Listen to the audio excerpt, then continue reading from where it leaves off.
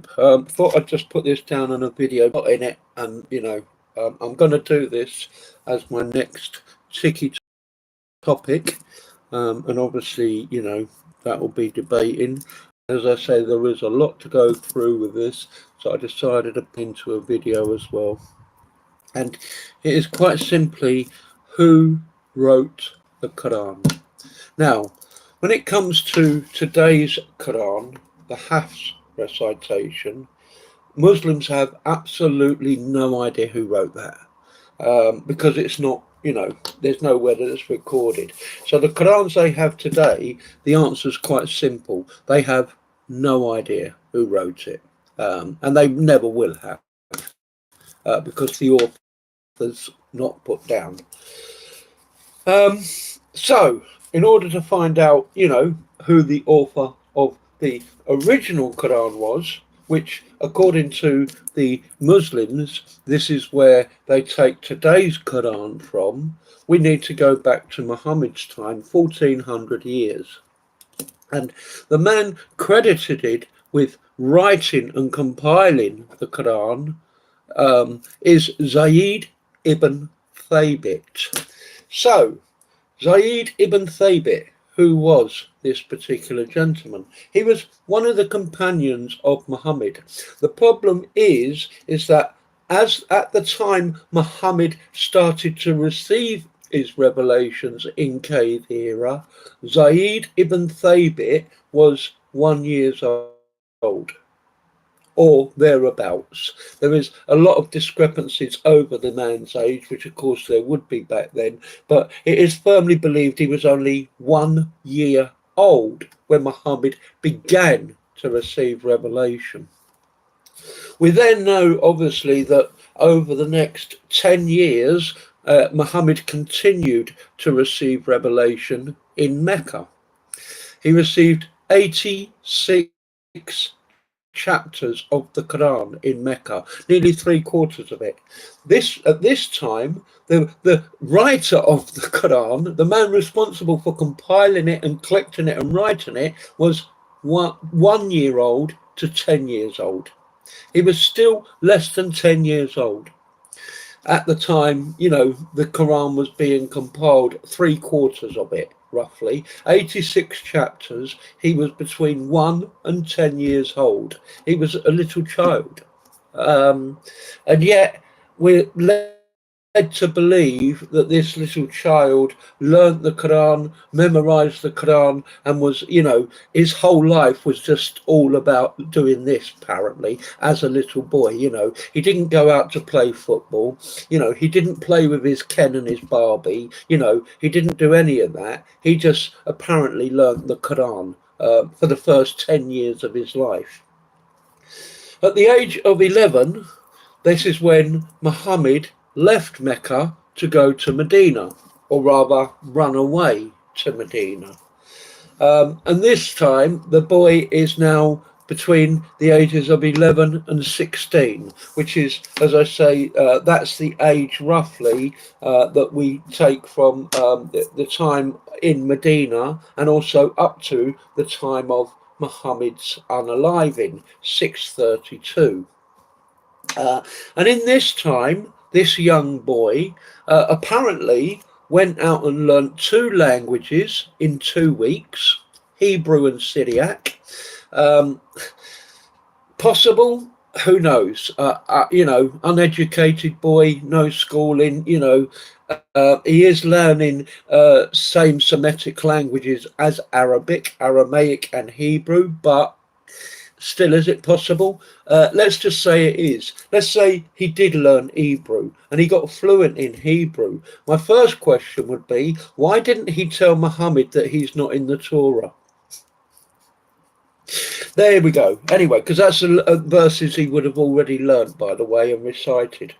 So between this time as well, 11 and 16, roughly,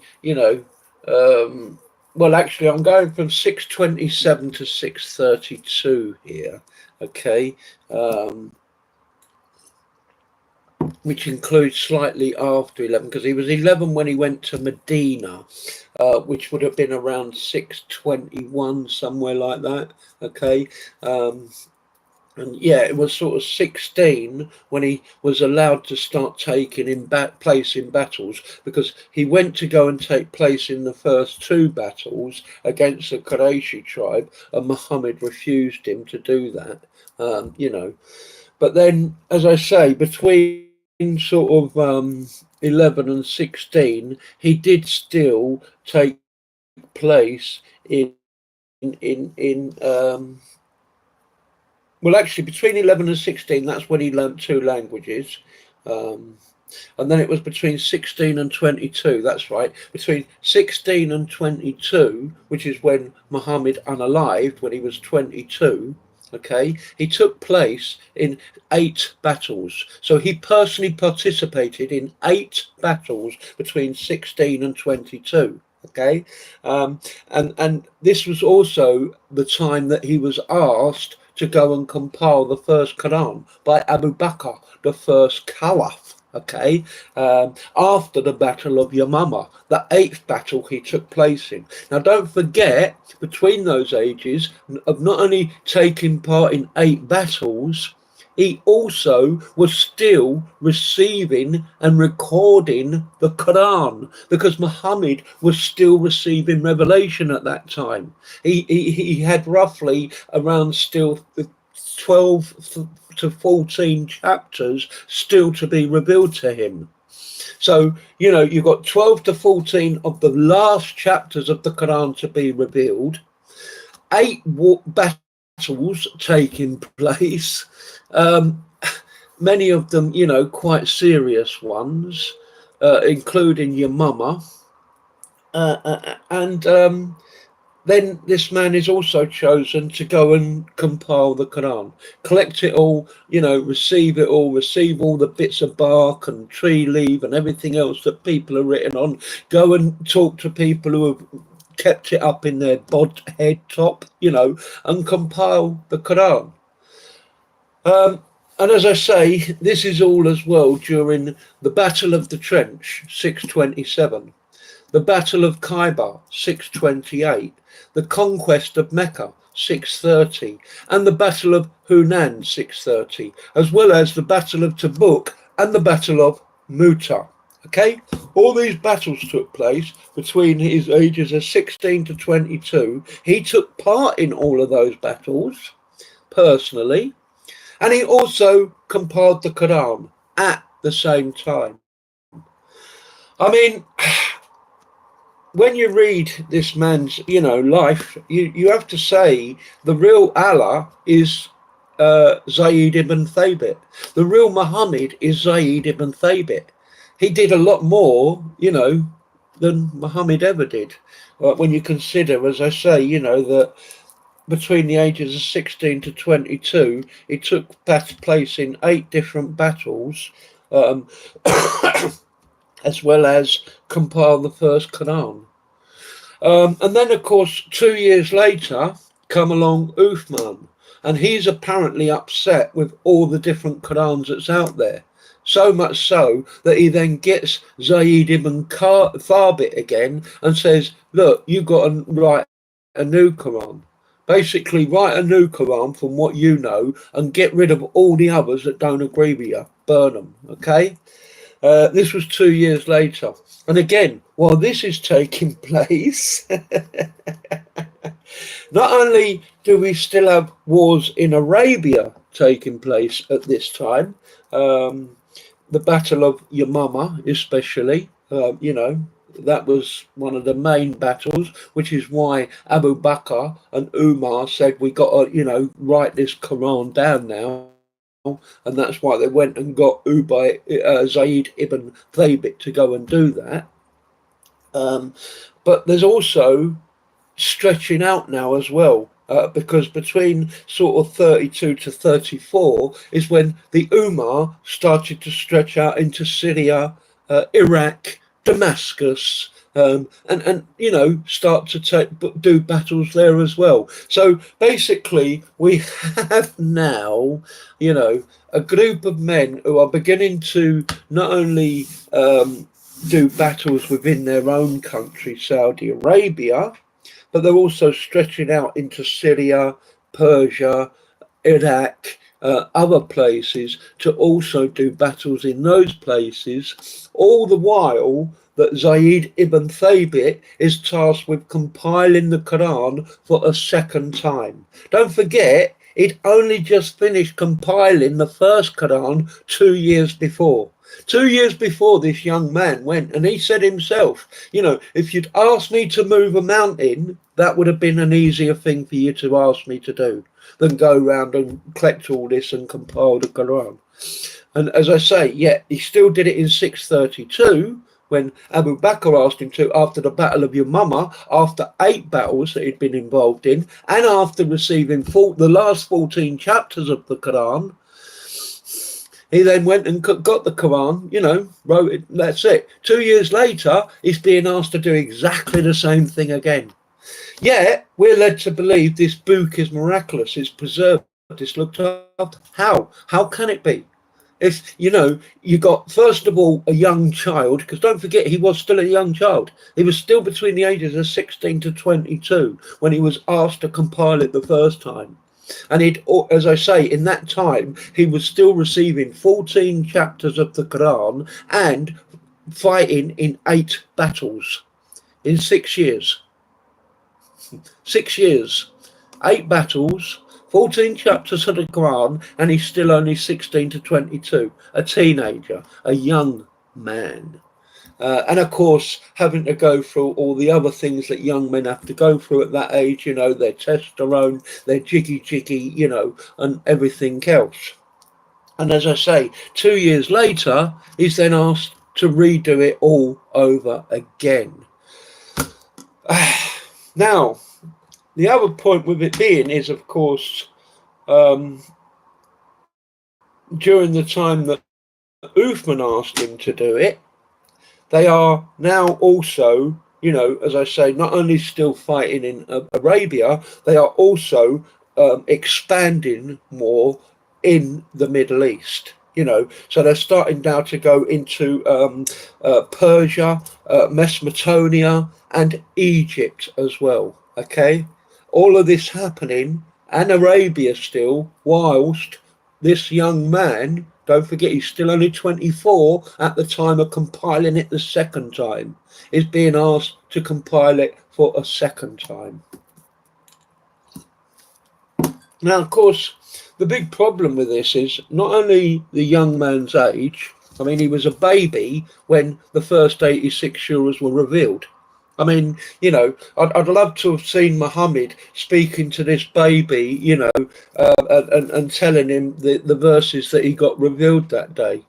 Zayd ibn Thabit, put down your dummy a minute and listen to this surah, mush. Mama,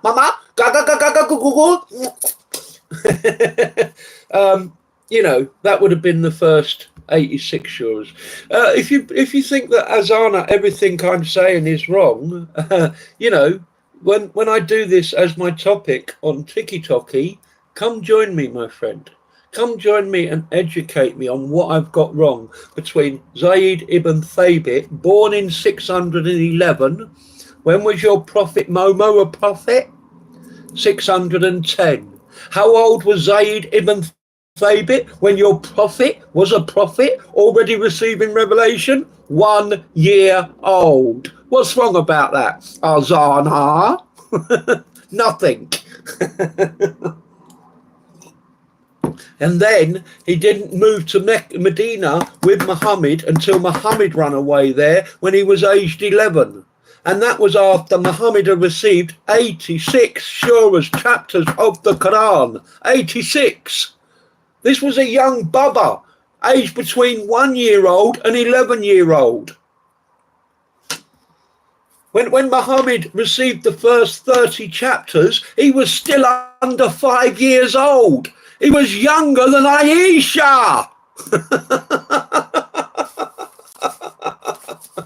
And this is the writer of the Quran, people. You know, he was a tiny bubba sucking on his dummy when a quarter of the Quran had been revealed. He's the one who wrote the Quran. Bubba, Bubba, Bubba.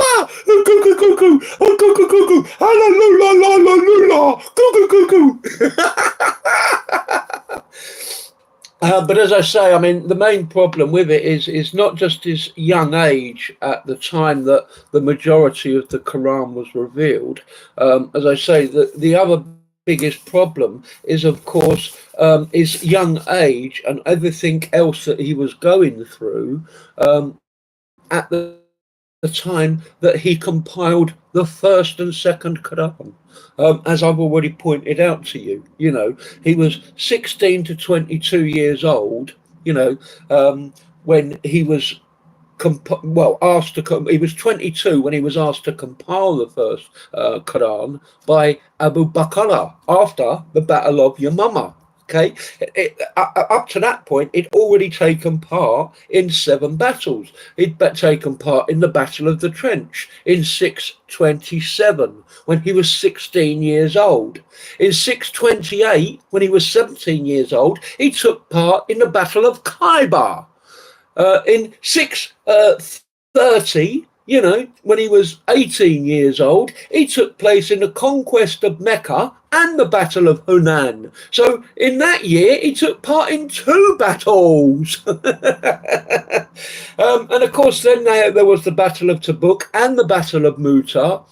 Again, those were 627, 628, 629. So again, he's still a little young kiddie. Here we have this little young kiddie taking part in battles, you know, going out in wars and fighting people, and you know, also worrying about his schoolwork and his testimonies and his jiggy, and still receiving the last 14 chapters of the Quran. And on top of this, we have this young man being asked to, you know, learn 2 different languages, Hebrew and Syriac, and then to go out and collect the Quran and compile the Quran for the first time. And yet the Muslims have us believe, you know, that this young man did this job correctly. He, you know, the 8 battles he took part in, he didn't bother doing those correctly, you know, because they weren't important. You know, making sure he stayed alive wasn't important. What was more important was compiling the Quran. I mean, how dumb below do you have to believe, you know, to believe this crapio? Hello, Jojo. So I'm glad I look like your nan, Jojo. Your nan is obviously a very beautiful woman. Anyway, so we have, you know, 8 different battles. A young boy still, you know, still learning and receiving the rest of the Quran, and compiling the rest of the Quran, and then being asked to go out and collect the Quran and believe it in as well, and write it down as well, which he did. And then 2 years later, he's got to redo it all over again. Because Uthman's unhappy with his first Quran. Says everything, really, doesn't it? You know what I mean? How reliable this dude, man, really is. I mean, seriously, for anyone to believe this crapolo, you know, is crapolo. I mean, the other part with it is, of course, don't forget that while all this was going on, especially between 632 and 634, when he was asked to recompile it by Uthman, they are branching out now from Saudi Arabia. They're still fighting in Saudi Arabia, but they're now branching out into Syria, Persia, and Iraq, Damascus. Okay? And they're also, you know, huge battles all around those areas. But when we go to John of Damascus writings, who was the Bishop of Damascus between 650 and 720, we find a completely different story. There's nothing about all these battles, nothing about all these wars from John of Damascus. If anything, John of Damascus says how peaceful the whole area is and how wonderful it all is. And even the Muslims are all peaceful and wonderful, but he still didn't believe Momo was a prophet. He still thought Momo was a false prophet because of the rubbish he came out with, basically. But all these swords that are mentioned at this time, you know, as I say, a bishop who was right there at that time in Damascus doesn't say a dicky bird about any of it. No swore in Syria, no swore in Damascus, no swore in Egypt, no swore in Persia, but yet, according to the Islamic narrative, there were many swores in that area between 630 and 650, time of John Damascus. Many, many swores. And again, as I say, according to the narrative, Ubay Zayd ibn Thabit took part in all of those swores as well, in Egypt, in Syria, in Persia. You know, so now he's traveling all over the shop. The narrative sort of ends at there because at 665, apparently, that's when this young man is supposed to be unalived. Okay. And of course, the narrative would say that obviously Uthman's Quran, which he compiled with the help of Zayd ibn Thabit, who unalived in 665, is still there. But guess what? Today, we don't have it. We do not have Uthman's Quran today. It's gone. There's no copy of it. There's no mustaf of it anywhere. It's gonded. The Quran they have today is the Hafs, or the most popular anyway, because there are many different ones, which again throws a big hole in Uthman's narrative, because apparently Uthman 2 years later went round and collected all the Qurans because they were all different. And he wanted to make sure there was only one that was exactly the same. And yet today, we still have many different Qurans. So we can clearly see just from that whatever Uthman did, he didn't manage it. He didn't do it. It was a failure again. So the first time Zayd ibn Thabit wrote the Quran, it was a failure because 2 years later, Uthman came along and asked him to redo it. And that Quran is now gone, and we have many different Qurans today, meaning that was a failure as well. And yet we're led to believe somehow that it wasn't a failure, even though all the evidence suggests completely different. And as I say, the Hafs Quran, which is the Hafs recitation, he didn't write it. As I say, if you ask who wrote it, don't know, mate. Ain't got a clue. No idea.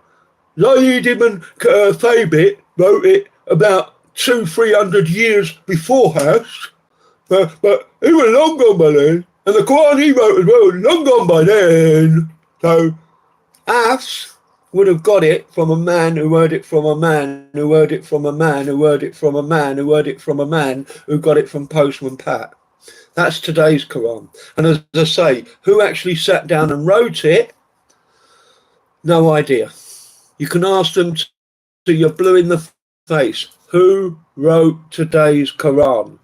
Well, as recited it to Zayd Zebedee, Zayd Zebedee recited it to Zebedee, Zebedee recited it to Kermit, Kermit recited it to Miss Piggy, and Miss Piggy got it on Zayd ibn Thabit.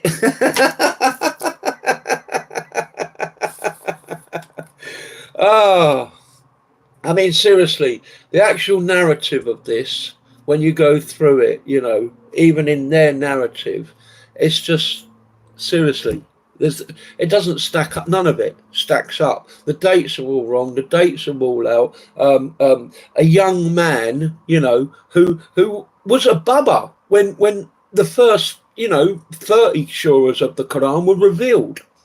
So how's he going to know what those first 30 surahs were when he was a baby?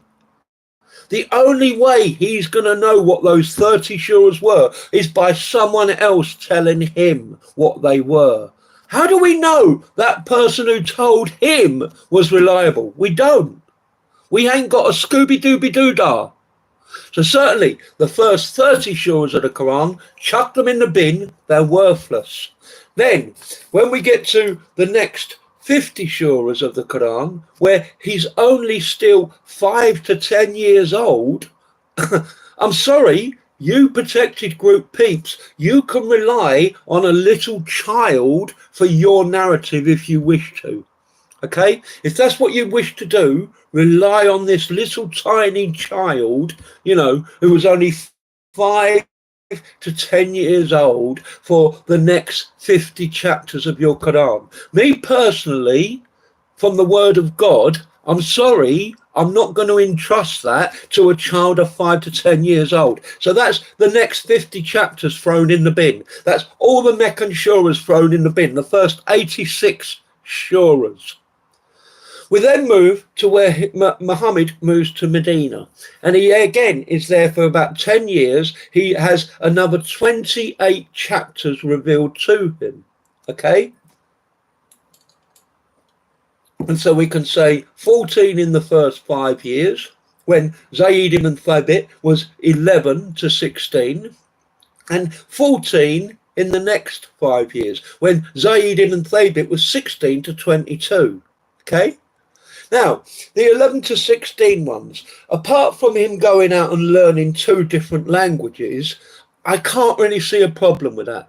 I think on the whole, you know, we can accept those first 14 surahs that he received in Mecca as being the only ones that's correct. Okay. Sadly, that's Al-Baqarah and Al-Imran. And Al-Imran is the main chapter, you know, as to why John of Damascus rejected Muhammad. And it's also the main chapter why I reject Muhammad. Because Al-Imran is not Mother Mary's daddy. He never was, never has been, never could be. And yet that's what Al-Imran says quite clearly, okay, in Al-Imran 35. So, you know, the only chapters of the Quran collected by Zayd ibn Thabit, the author of the Quran, or the only author that the Muslims know about, you know, are the only ones that we can accept as true. And yet, when you read them, you have to chuck them out. When we come to the last 14 chapters, where Zayd ibn Thabit was 16 to 22, and he was taking part in 8 different battles, fierce battles, over 6 years, 8, okay? That's nearly 2 every year, and in 1 year it was 2 to 630, 2 years before Muhammad died, Battle of Hunan and the conquest of Mecca. 2 in 1 year. And yet we're led to believe that not only is the young man still receiving the last 14 chapters, because the narrative goes that Muhammad, although he had 48 scribes and 4 he trusted more than others, Ibn Masud, Zayd ibn Thabit, Ubay ibn Ka'b, and some other bodman who I've forgotten, you know, over all of them, he was asking more and more and more, apparently, for Zayd ibn Thabit.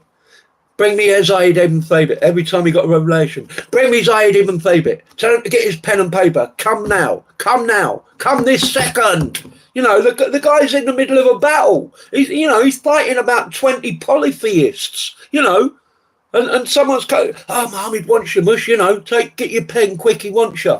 Oh, okay. I mean, seriously, you can't write this crapo. Seriously. Anyway.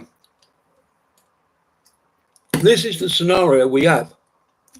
A young man fighting 8 different battles, reciting the last 14 chapters of the Quran and writing the last 14 chapters of the Quran almost single-handedly, because don't forget Muhammad continued to ask him at this time, and he's then also tasked with going round collecting all of the Quran from leaves, sticks, rocks, stones, people's heads, and writing it down in the first actual book, Quran. I mean, seriously, those last 14, you know, just like the first 86, are so unreliable. I can't, you know, how can anyone trust them? How can anyone believe in those last 14 and trust them? Again, as I say, especially when you read them, you know, Al-Maida, and Al Tabor are all about, you know, unalive, all of them. It's hardly surprising, isn't it? Because they were having 4 or 5 battles every day. I mean, no wonder the geezer who had to write it down, you know, he's fighting in battles, he's having to write it down, unalive. Oh, I wonder where he got that from. And then, as I say, 2 years later, he has to do it all over again. Because there's so many different versions. So he has to redo it all again, write in one version and getting rid of all the other versions. And guess what? That no longer exists. And today we have many different versions.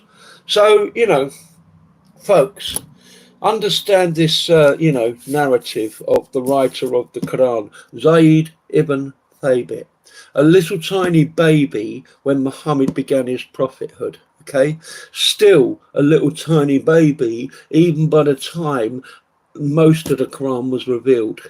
And then when he was a young man, you know, who could actually understand and you could actually rely on and trust upon to handle a book of God in the correct way, you know, he was preoccupied with fighting lots and lots of different wars and battles.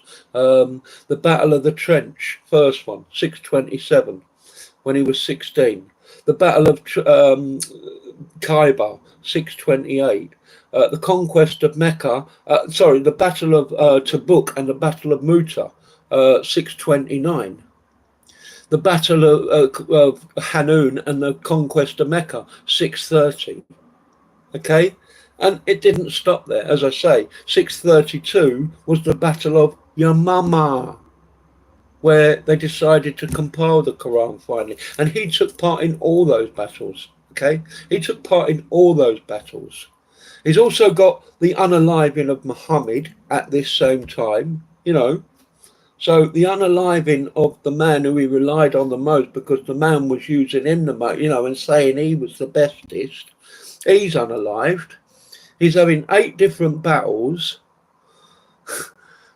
He's having to go through the menopause of men, testosterone, jiggy. He's having to learn 2 different languages, and he has to go round and compile the Quran all around Saudi Arabia, Medina and Mecca, don't forget.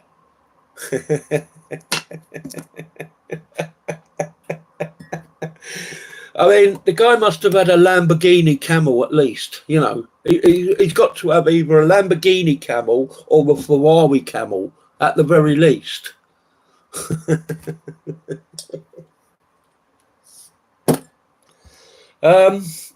And the thing that's strange is that this young man, who, as I say, as far as I'm concerned, plays a more pivotal role than anyone else in Islam, including Muhammad, we know nothing about his unaliving. All we know is he unalived in 665. That's it. There are some that say it was 660, but the majority of them say no, it was definitely 665. We don't know how. What happened to him? Maybe he got run over by his Ferrari camel. Maybe it was his Lamborghini camel that ran him over. We don't know. And that's another, you know, part of the story that is so incredible. The fact that this young man who is so instrumental in the Muslims having their Quran, you know, because without him they wouldn't have their Quran, quite frankly. And we don't know nothing about him really, apart from, as I say, how he, you know, collected the Quran, learnt 2 different languages, fought in 8 different battles, and compiled the Quran twice in 2 years. Apart from that, we know nothing else about the dude, you know.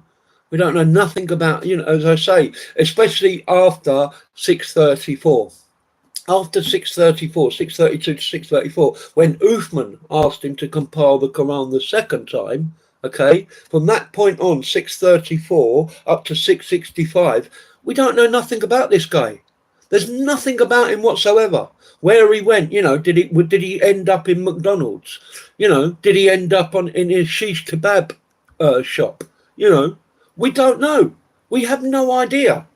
I mean, we know he would have continued in his battle campaigns, because between 634 and 665, you know, they were spreading more and more into Egypt, Mesopotamia, Persia. Okay, so they were spreading wider and wider. So, you know, assumedly, this Bodman went off on all different battles all over Egypt and Mesopotamia and Persia, you know. And I would imagine as well that that's more than likely at the age of 54 how he unalived. Because don't forget, back then, generally, normally, people lived longer. They lived 100, 120, 130. It wasn't unusual for people to live to 160, 170. But here we have a man dying at 54. And no explanation as to that early death.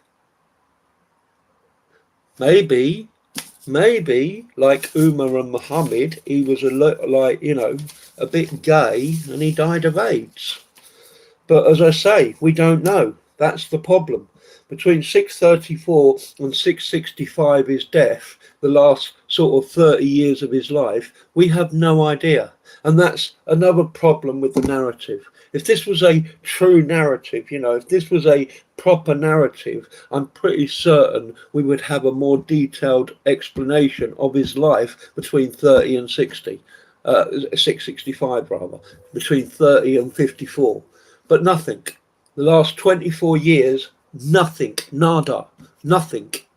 You know, for all we know, he went off and he was Andrew Tate for the next 24 years. You know, he was the most unreliable, untrustworthy, most cheating, lying man anyone ever knew. We don't know, because there's nothing on it.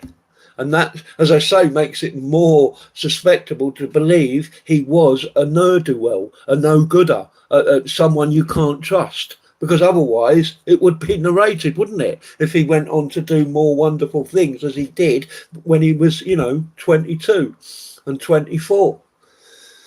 The first 25 years of his life is, you know, documented. Everything he did.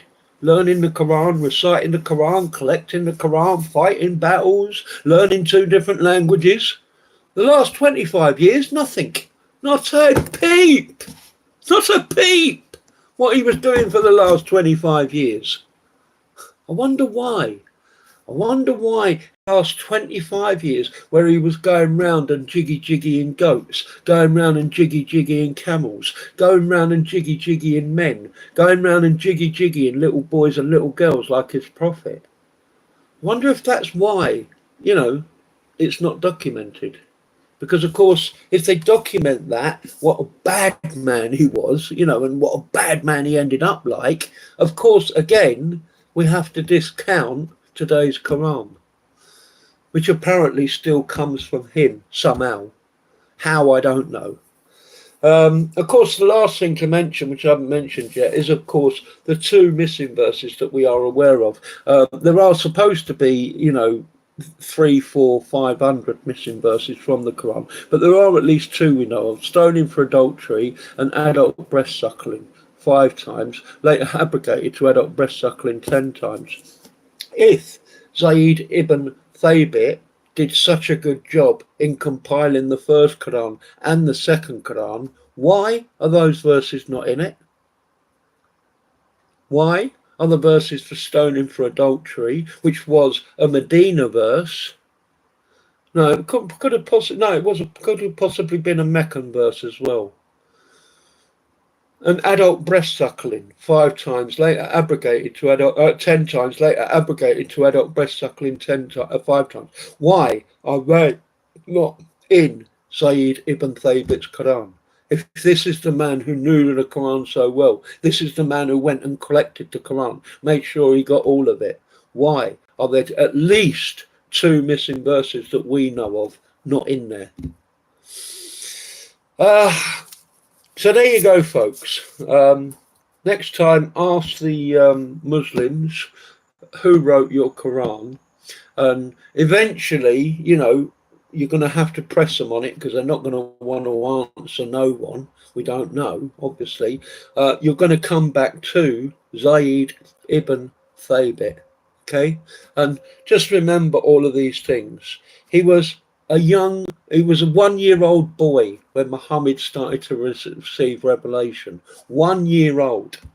So by the time Muhammad received, the first 30, 40 chapters of the Quran, he was still only 5 to 6 years old, a bubba. It just literally come out of Napa, okay? And a quarter of the Quran's already revealed.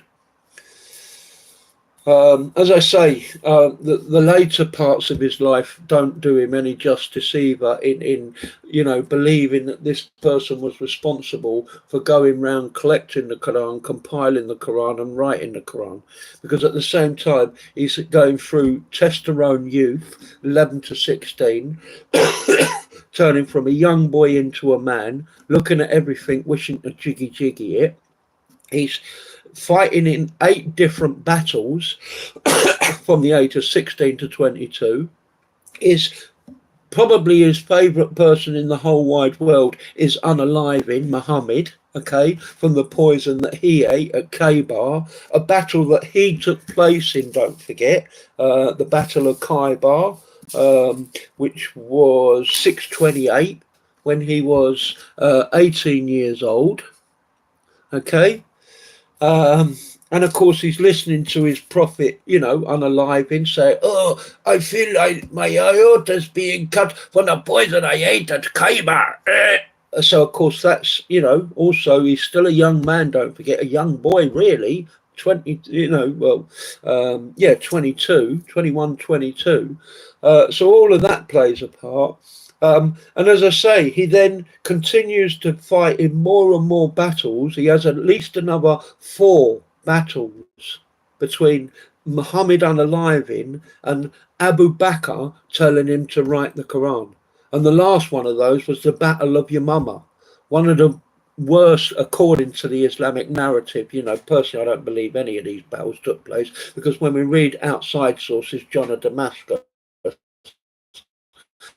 he don't mention nothing about Battle of conquest of Mecca, the Battle of Hunan, the Battle of Chukwuemeka, the Battle of Yamama, the battles in Syria, in Persia, in Mesopotamia, in Egypt, And it's kind of strange that he wouldn't mention any of this when he was there. He was the Bishop of Damascus at that time. Isn't it strange how we don't mention about none of these battles that Muhammad and his, cohorts and Sayyid ibn Thabit apparently were taking part in? It's most strange, But as I say, there's many other parts of it that just don't add up.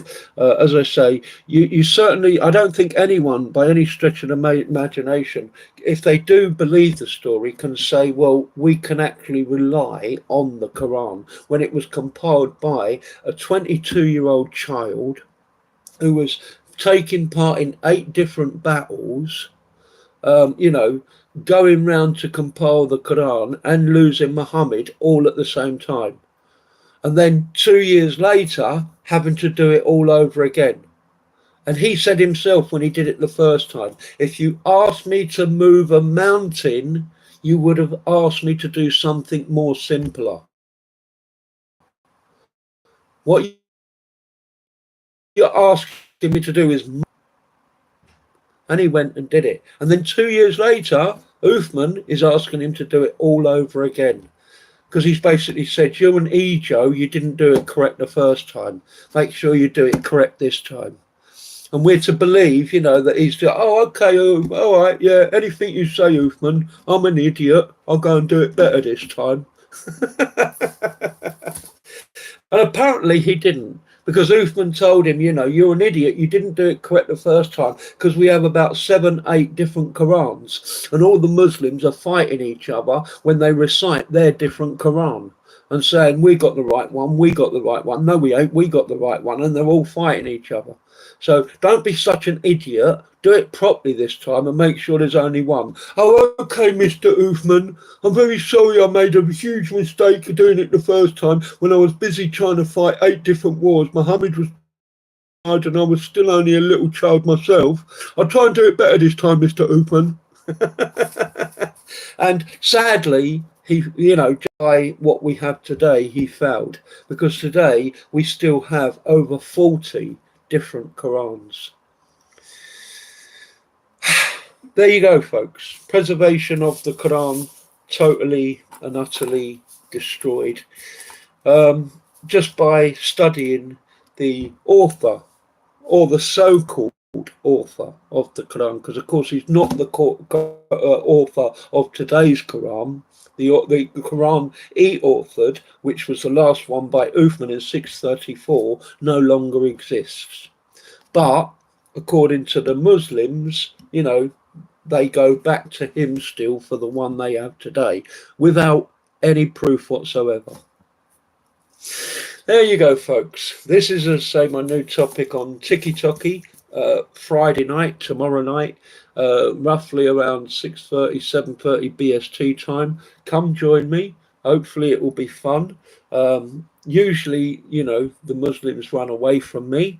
But of course, as I say, hopefully I will get a few on that I can ask them, who wrote your Quran? And then we can go through, the young man that is Zayd ibn Thabit, and how he could possibly have written a Quran when he was trying to stay alive through 8 different wars, going through his testimony, taking his GCSEs and his, A levels and O levels, and also then running round on his Lamborghini camel trying to compile the first Quran.